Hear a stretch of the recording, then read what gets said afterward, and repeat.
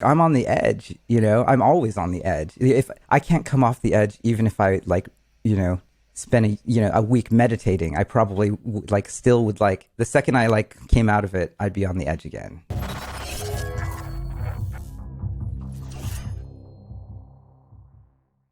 And it's not something I talk about, and it's not. I think it's not clear to people, because the funniest thing, especially after doing a lot of YouTube, and a lot of people spend. The coolest thing about YouTube is that tens of thousands of people look. You basically spend 15 minutes with me every single week about whatever I want to talk to them about, and that's really cool. And the comments are often like, "Gary, you're so zen. Like, I love your super calming voice. Like, you must meditate a lot." And I'm like, you don't even know. Yeah. It's like, are you kidding? Oh my God. Like, deep down, it's like, it's a mess, right? It's like, I am like the most self-critical person. And the thing that I haven't been able to reconcile, and I'm curious, like, how you think about it, is like, how do you, as a creator, like, I have that cycle within me. Like, if my video only does like a third as well as like I usually do, like the immediate like it's like self-hate even, like I punch myself in the face now, like emotionally. It's like I feel bad. And then I always think about Steve Jobs and how when Mobile Me came out, he dragged like the whole team into the auditoriums, like I don't know, I hear 50 people, 100 people who worked on that product, and he was like, you have embarrassed us, you've embarrassed Apple, you've embarrassed us in front of our friends, Walt Mossberg. And then he dragged out the leader of that group and he fired them on the spot. Like, get the fuck out of here, And so I haven't been able to like break that apart, because it's like, that's the hard edge that's, I can't tell if it's necessary. Yeah. It's like, that really resonates with me because I had that experience my whole life, which is first there's these formative experiences when you're young from your parents or peers, that really made me, where they were saying care about these things, right? Like care about things being, get good grades or being successful, and then eventually you internalize that. And then for me, I was repeating that to myself all through my career, right? For decades, like, oh, I'm not good enough. I was very comparative to other people. Like, this other person's doing better than me. I need to do better. And I would like, that was a source of like my own self-torture, and I want to highlight one thing you said was like, you don't see that beneath the surface, right? Like everybody thinks everybody else is like obliviously like succeeding, right? Like they're like, they're just like, I looked at like the guys from, I don't know, Dropbox or Airbnb or friends of mine who are like really successful. And I was like, oh, those guys are just like, they're super happy. They're succeeding. Nothing's wrong. If I could just be there, then I'd be, everything would be fixed for me, and you could do it on YouTube. You could say, oh, I have 60,000 subs, but there's someone with 500,000, and if I just like got to 500,000, then I'd be like set, and that wheel never stops turning. But it's so interesting to me that you said that beneath the surface, people think you're one way, but beneath the surface, like it's completely different, and you don't see that. And that's how I felt my whole life.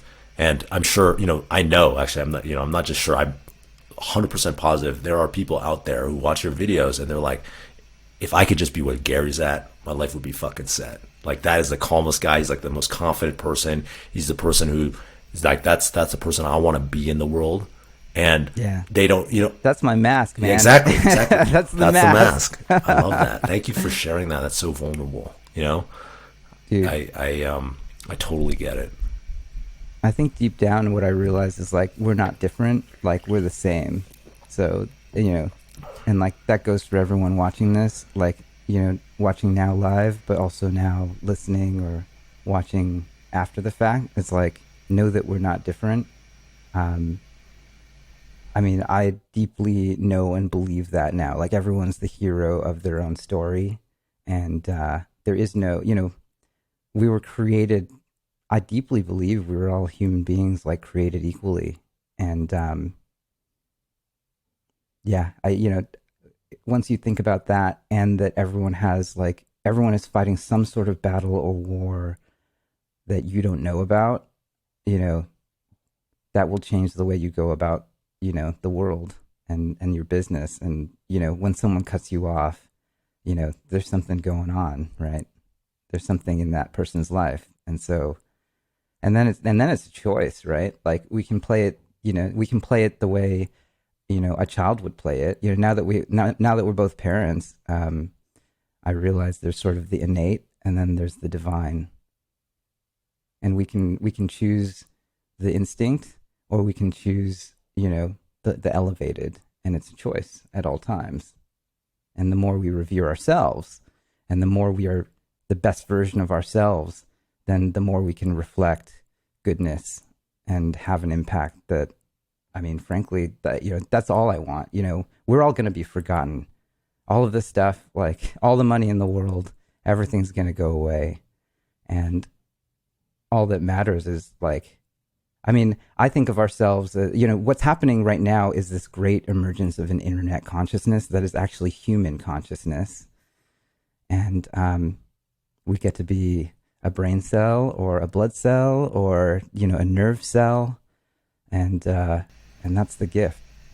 I really respect and appreciate that sentiment in that, now what I hear is like, he's saying like, we have this opportunity to kind of stop the generational trauma, right? Like, and stop repeating cycles that maybe were unconscious, and now pass along the gift that you have to pass along to your kids, which is really the only important thing in the world, is to help, is to give them the best possible upbringing and opportunity. But also, like, for myself, I spent all this time, I was thinking, what do I want for my kid? I don't want my kid to be rich or famous. I mean, if they want that, that's okay. But what I want is like for him to be the source of his own approval in the world, for him to be a kind person and compassionate, for him to be empathetic and to have self-love and love for other people. And that's all I care about. Like, I don't care about him, like, him being a doctor or an entrepreneur or following my footsteps or anything like that. And, it took so much self-work to get there, like the Justin of 10 years ago would be like, oh, I want my kid to be like Bill Gates or whatever, but that's like, I think that self-work to produce. How did you do that? Yeah.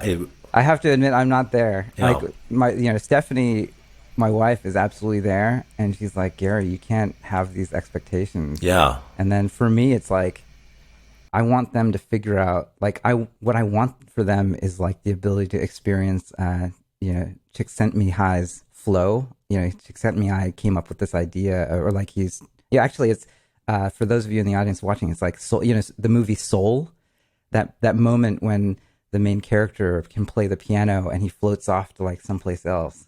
And I felt that like mainly when I was like coding and designing, right? But I feel it now when I'm like editing a video or even on Clubhouse. I don't know. It's like there's something really powerful about, like the other day we had Jason Ma, who was on your show, on the Tech After Party on Clubhouse.